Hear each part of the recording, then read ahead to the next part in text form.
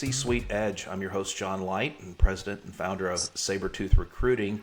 And if you've listened much to my podcast over the years or seen my LinkedIn profile, you know I started off life as an accountant, and I'm a card-carrying member of Accountants Anonymous, trying to get over it for a long time. But it's always nice to have a little bit of nostalgia and even melancholy for leaving that life behind, because I know how tough it is for entrepreneurs and businesses to deal with it. So I'm very fortunate today to have connected with and have brought Matt Tait on the show, who's the CEO and president of Decimal. And if you want to find him, it's decimal.com. I think it's a great name. And Matt is hoping, for number one, welcome to the show, but I'm hoping you could, get us going and talk a little bit more about yourself and about Decimal and what you guys do. Well, John, I really appreciate you having me on. And here's some irony for you. You are a recovering accountant. I am not an accountant. I'm a recovering attorney running an accounting company. So kind of like you alluded to, we do bookkeeping and tax for small businesses. Ultimately, this isn't my first company. I've run two or three other ones, and the bookkeeping and accounting side was always a problem. So like any good entrepreneur, we started a company to solve that, just to make it easier to be in business. I always joke the three worst things about running a company are HR, IT, and accounting. Anytime you got to focus on any of them, you feel like you're moving backwards. And so we help businesses that do that, and everybody has to. So we want to make it easier, provide a great experience, make sure that people are spending as little time as possible. And we use a lot of technology. We spend a lot of time creating great relationships, and I would say aligning incentives to do that. But ultimately, we do the bookkeeping. We help people pay their bills. We help people send invoices, payroll, do their taxes, and all the boring stuff you just have to do, or else Uncle Sam's comes knocking. And he does knock, sometimes quite loudly. Yeah, it's never fun. Yeah, but it's interesting to me because, look, a lot of us are in business.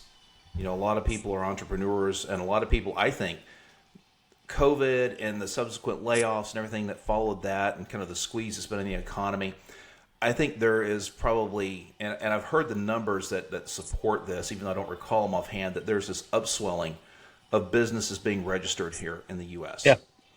And, I came out originally from a background that was heavily in the energy space. And I watched oil and gas, for example, with its expansions and contractions, its ups and downs. But every one of those squeezes, when it went down, people ended up leaving large companies with an incredible background in specific technologies, specific geologies, whatever it might be. And you'd have a wave of entrepreneurialism. And, some of them made great lifestyle businesses or bridge businesses to whatever was next in a career. Some of them turned into significant businesses, and a few turned into significant enterprises.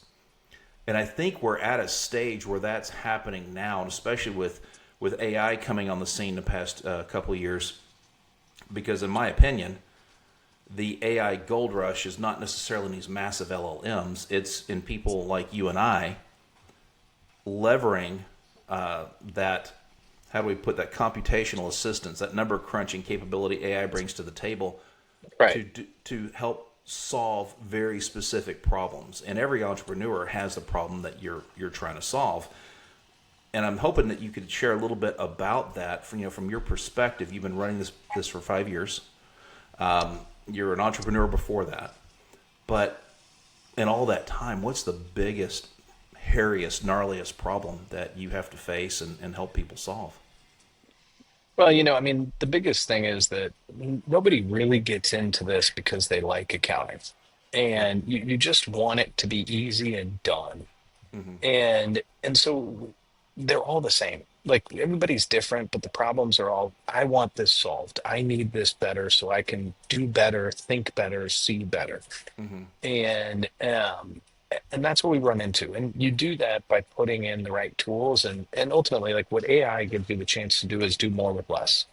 Right. And we've been on the, I would say, very bleeding edge of the implementation. In fact, Decimal just announced on Wednesday that we've transitioned a couple hundred clients. We've got hundreds more. But we transitioned a couple hundred clients to an AI native ledger called Puzzle. which means we have more clients on an AI native platform in accounting than anybody else in the world. Wow. And it's Okay. because that sets you up to do more with less. It's trying to create that great experience, continue Mm-hmm. to align incentives, and help people do better.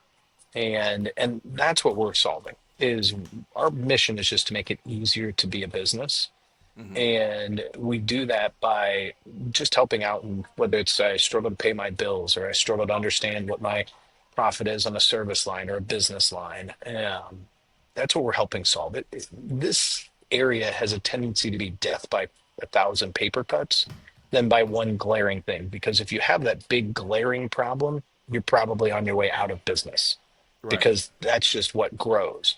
And so our job is to be that calm group that's saying, hey, number one, our job is to make it easier for you to operate your business. It's the accounting is a byproduct of what we do. Mm-hmm. Everybody else in accounting kind of comes into it and thinks like, my job is to help you with your balance sheet and your ledger and all of this stuff. Well, yeah, it is. But really, my job is to make it easier for you to operate your company. And taking that approach really helps these companies and these businesses do better, get better, and with us, stay partners for a really long time. Man, okay, number one, that resonates a lot with me, and not just because I've been there and lived it, but also from the perspective, I'm a headhunter, and I counsel candidates all the time on how to behave in an interview, for example, right? And Yeah, part of what I tell them is that when you go into an interview, you've got to be able to talk about problems you solved, and experiences you've right, had, where you add value. And you also have to recognize if you go in and you're anything other than yourself, and you put up a facade to whoever that hiring manager or hiring team is, they're going to expect that when you walk in the door. So you keep trying to present that personality that's not who you authentically are. You're burning a lot of energy, and you're not right. executing on what you're there to execute on. And it resonates with me, especially because of that. When you're an entrepreneur and you're good at something, to your point, 99% of us aren't good at all that back office stuff, and it detracts from our ability to go do what we're great at. And my philosophy is, you're great at something, get greater, keep doing it, rock on. And someone needs to facilitate it. And speaking of which, if you look at Decimal, I know that you have Puzzle coming online and you're moving clients onto that as the AI ledger piece of things. Who are you positioned to help the most? Because there's entrepreneurs that are, solo shops, solopreneurs, under 10 people, Right. but there's companies all up and down the scale. I mean, where's the sweet spot where you think you can have the most impact? For us, it's the 1 to 50 million, Okay. those types of businesses. We want people that have need operational support. If Mm-hmm. you're a single solo entrepreneur, you can still run your business on a spreadsheet. And I wouldn't recommend it. I think you should pay a little bit for a better software than that. It'll Yeah. help. Um, but for us, we want people that have operational needs. They maybe have payroll, they've got bill pay. Those are the Mm-hmm. things that, it's all the other stuff too that we do well. And so our clients have a tendency to be in that kind of 1 to 50 million. And at this point, we've got over 1,000 clients. And so we also work really well in a lot of sets of industries like Mm-hmm. dental and ortho and, consulting. We actually have accounting firms and law firms as clients. No kidding. But then construction and home services brands. Mm-hmm. We have a lot of industry verticals that we work really well in, nonprofits. But from a size perspective, it's that 1 to 50 million, and Mm-hmm. where we can really help. Awesome. Because I was about to ask, it's not just the scale, but it's the industry. It I. is for sure. Like deep manufacturing, people that have a lot of Mm-hmm. complexity. That's Mm-hmm. typically not. You probably need somebody in house that can do a little bit better of a job. Right. Light manufacturing, stuff like that, and any construction, we do a really good job. Yeah, construction's always been a tough nut. When you step back and you look at the invoicing that goes back and forth, uh, it's just when you start talking time and materials and what's where and how do you accrue for this and account for that. Who only knows about manufacturing? I've done searches before where the number one criteria isn't, is the person short or tall at the back end of their career or the front end, but are they bona fide subject matter experts in, say, standard Right. cost? and not everybody is. And a lot of smaller companies, in my experience, don't have native cost accounting experience that Oh, they for can draw sure. on. And they end up hemorrhaging money, not because they're doing things poorly, but because there are opportunities for efficiency gains, vendor management, and No, you're the whole exactly chain. right. Yeah. And so I'm curious, when you go and you look at one of these clients, and this just popped in my head, thinking along these lines, it's one thing to do payroll. It's one thing to do some of these other stuff. But when you start talking about the technical pieces, accounting, estimating,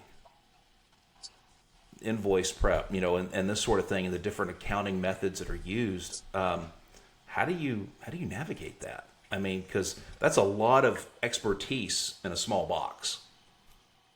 Oh, it is. And, one of the things that we do that I think is really impactful is we have vertical teams. And so we Mm-hmm. have teams that do very specific work in very specific verticals for that reason. The other thing is there are just certain things the business owner needs to own. And I'll give you a simple example. We get asked all the time, will you do collections for me? And the answer is no. Number one, I train our team how to talk really well with our clients and to create great experiences for our clients, not how to do it for our clients' clients. Mm-hmm. And you should always be the one that has that direct relationship. Um, but there are just certain complexities and nuances that's like, hey, if you have a super complex invoicing, you should do it yourself. You can tell us what to put in an invoice and we can send it, Mm-hmm. but all of that stuff you need to do yourself. We can help sit down and put a solutions team in place that helps design a much better, more streamlined process and helps make your life easier because guess what? That makes our life easier. Mm-hmm. Yeah, but that's a lot of what we do is just like, hey, even if it's outside of our ongoing scope, what are other engagements we can do just to make your life easier, particularly if it makes ours too? Smart, smart. Let me ask you this, because I think that approach would work for a lot of people. So if someone Yeah, wants to get a hold of you, what's the best way to find you in Decimal? well, it's easy. We're decimal.com. Yeah, very easy to find, simple website. Yeah, they can just go there. We've got an amazing team of experts that do our sales and help with onboarding. And then if people want to just follow me on content for small businesses and Mm-hmm. stuff like that, just follow on LinkedIn. It's very easy. Awesome. And I have no doubt by the time this production hits the airwaves out for public consumption, I have no doubt you and I will be connected on LinkedIn. And for anyone listening who's connected with me, feel free to just search up Matt Tait at Decimal. And while you're at it, give some thought to whether or not you want to take the back office bother that detracts from what you do well off the table. Because I think Matt would be a great resource. I might have to talk with him a little bit after this podcast as well. So Matt, thanks so much for joining us today. I really appreciate what you shared. Well, John, thanks for having me. I really appreciate it.